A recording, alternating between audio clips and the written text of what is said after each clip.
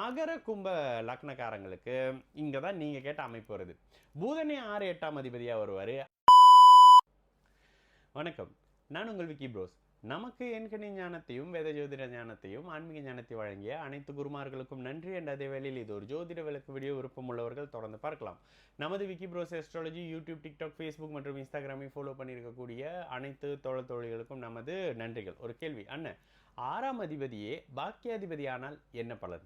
Okay, இயல்பாக ஒரு லக்னத்துக்கு 6 8ஆம் அதிபதிகள்னு 2 கேட்டகரியில் கெடுபலன் கொடுக்குற கிரகம் இருந்தால் ஏதோ ஒரு கிரகம் நட்பு கிரகமாக வந்துடும். அந்த லக்னத்துக்கு வேண்டப்பட்ட ஒரு கிரகமாக வந்துடும். ஓகே, மேஷ லக்னத்துக்கு விருச்சிக லக்னத்துக்கு அப்படின்னு எடுத்துக்கிட்டீங்க அப்படின்னா செவ்வாய் லக்னாதிபதியாக இருப்பார். கூடவே புதன் 6ஆம் அதிபதி 8ஆம் அதிபதினு வருவார் மேஷ விருச்சிகத்துக்கு. ரிஷப லக்னத்துக்கும் துலாம் லக்னத்துக்கும் எடுத்தீங்க அப்படின்னா லக்னாதிபதி சுக்கிரனே 6ஆம் 8 அதிபதியாவோ 8ஆம் அதிபதியோ ஒருத்தருக்கு ஒருத்தர் வருவார். கூடுதலாக குரு கடுமையான எதிர்ப்பு அமைப்புகளில் 8ஆம் அதிபதி 6ஆம் அதிபதியில் ஒரு துலாத்துக்கு 6ஆம் அதிபதியாகவும் ரிஷபத்துக்கு 8ஆம் அதிபதியாகவும் குரு வந்துருவார். மிதுன லக்னத்துக்கு அப்படின்னு எடுத்தீங்கன்னா, மிதுனத்துக்கும் கன்னிக்கும் அப்படின்னு எடுத்துக்கிட்டிங்கன்னா சனி நண்பராக இருப்பார். ஆனால் மிதுனத்துக்கு 8ஆம் அதிபதியாக இருப்பார். கன்னிக்கு சனி நண்பராக இருப்பார், 6ஆம் அதிபதியாக இருப்பார். கடுமையான எதிரி யார்? செவ்வாய். மிதுனத்துக்கு 6ஆம் அதிபதியாகவும் கன்னிக்கு 8ஆம் அதிபதியாகவும் செயல்படுவார். கூடுதலாக இவர் தனுசு லக்னம். தனுசு மீன லக்னக்காரங்களுக்கு தனுசுக்கு சுக்கிரன் கடுமையான 6ஆம் அதிபதி. அதே நேரத்தில் சந்திரன் ஒரு ஆதிபத்தியம் இருக்கக்கூடிய கடுமையான அட்டமாதிபதி வேலையை தான் தசையில் செய்வார், சுபத்துவ நிலைக்கு ஏற்ற மாதிரி லக்னாதிபதி. அதே மாதிரி மீனத்துக்கு குரு 8ஆம் அதிபதி. ஆனால் சூரியனும் 6ஆம் அதிபதி. ஒரு வீட்டு ஆதிபத்திய அமைப்புகளில் 6ஆம் வீட்டு பலனை மட்டுமே கொடுக்கக்கூடியவர். மகர கும்ப லக்னக்காரங்களுக்கு இங்கே தான் நீங்கள் கேட்ட அமைப்பு வருது. புதனே 6 8ஆம் அதிபதியாக வருவார், ஆனால் நண்பராக வருவார். கடுமையான எதிர்ப்பு அமைப்புகளில் மகரத்துக்கு 8ஆம் அதிபதியாக சூரியனும், கும்பத்துக்கு 6ஆம் அதிபதியாக சந்திரனும் வருவாங்க. சரி, இந்த அமைப்புகளில் புதன் எப்படி பலன் தருவார்?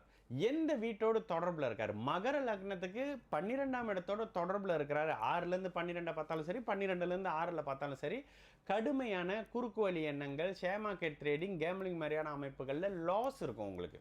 ஓகேங்களா? அந்த 6ஆம் பாவகத்து 8ஆம் பாவகத்து 6ஆம் பாவகத்து 12ஆம் பாவகத்தின் நெகட்டிவ் தன்மை இருக்கும் சுபத்துவ நிலை இல்லாத. அப்போ ஒருவேளை 12ஆம் இடத்துல இருக்காரு, கூடுதலாக பௌர்ணமி சந்திரனோட தொடர்பில் இருக்காரு, கூடுதலாக சுக்கரனோட இருக்கிறாரு, கூடுதலாக குருவின் பார்வையில் இருக்காருன்னும் பொழுது இந்த தன்மை அதிகரித்து நீங்கள் ஷேர் மார்க்கெட் ட்ரேடிங் மாதிரியான அமைப்புகளில் நல்லா சம்பாரிச்சுக்கிட்டு இருக்கிறீங்க.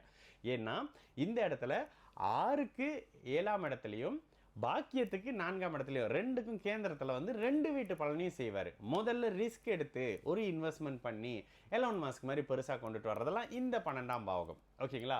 ஒருவேளை அதே அமைப்புகளில் இருக்காரு, ஒரு செவ்வாயுடைய பார்வையில் இருக்காரு, சனியோட சேர்ந்து இருக்கிறாரு, லேசான ராகுவோட இணைவு இருக்குது, அமாவாசை சந்திரனோட நெருங்குறாருன்றப்ப கடுமையான விரைய அமைப்புகளை, நஷ்டங்களை லாஸ் பண்ண வைக்க போறாரு, 6ஆம் பாவகத்து நோயை கொடுக்க போறாரு, எதிரி அமைப்புகளை அதிகப்படுத்த போறாருன்னு கடுமையான கெடுபல அமைப்புகள் இருக்கும்.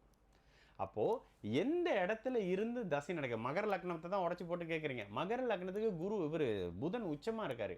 லக்னம் நல்லா இருக்கு, லக்னாதிபதி நல்லா இருந்தால் புதன் தசையில் படிப்பீங்க. புதன் தசை படிப்பை கொடுக்கும். புதன் தசை உங்களுக்கு பாக்கியங்களை கொடுக்கும். புதன் புக்தியே பாக்கியங்களை கொடுக்கும். கூடுதலாக மற்ற கிரகங்கள்லாம் புதனுடைய மிதுன வீட்டிலே இருக்குன்னு வச்சுக்கோங்களேன். உச்சனுடைய வீட்டில் இருக்குன்றதுனாலேயே நல்ல தன்மை இருக்கும். சுபத்துவம் அதிகமாக பாக்கியத்தை அதிகமாக சம்பாதிக்கிறதுன்னு அனுபவிக்கிறீங்க. தந்தை அமைப்புகள் சிம்மத்துக்கு ஏற்ற மாதிரி நல்ல தன்மை இருக்குன்ற மாதிரியான அமைப்புகள் அதிகப்படியாக வரும். உண்மையிலே பெஸ்ட் எங்கங்க? மகரத்துக்கும் சரி கும்பத்துக்கும் புதன் எங்கே இருக்கலாம்? லக்னத்தில் தாராளமாக இருக்கலாம், சிம்ம வீட்டில் இருக்கலாம். மகரத்துக்கு 8ஆம் இடம்னாலும் கூட அந்த இடத்துல இருக்கலாம். கூடுதல் சுபத்துவம் அதிக நன்மைகளை அவங்களுக்கு கொடுக்கும், லக்னத்துக்கும் லக்னாதிபதியின் பலத்துக்கு ஏற்ற மாதிரி. சரிங்களா? நான் உங்கள் விக்கி ப்ரோஸ். நல்லது நடக்கும், எல்லோரும் நல்லா இருப்போம். வணக்கம்.